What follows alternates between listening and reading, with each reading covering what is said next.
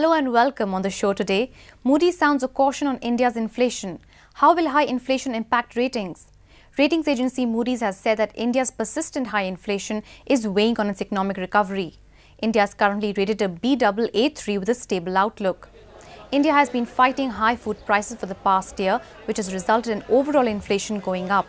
A weak monsoon too hasn't helped matters as agricultural output is expected to be below normal.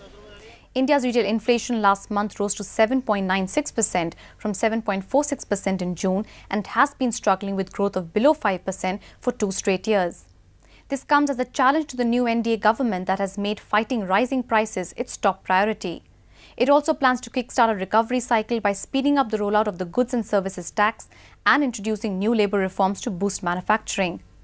Moody's report points out that though the new government has taken a number of short-term measures to check inflation, it may not be enough in the absence of long-term measures. It also adds that high inflation is constraining India's sovereign rating.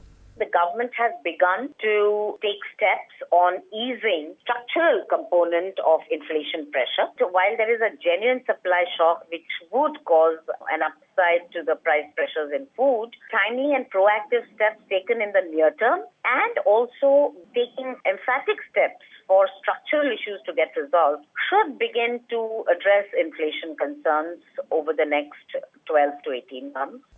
Moody's is of the view that inflationary pressures is keeping domestic capital costs high and impacting purchasing power as well as savings. These factors pose a risk to India's sovereign rating. That's it for now. Thank you for watching.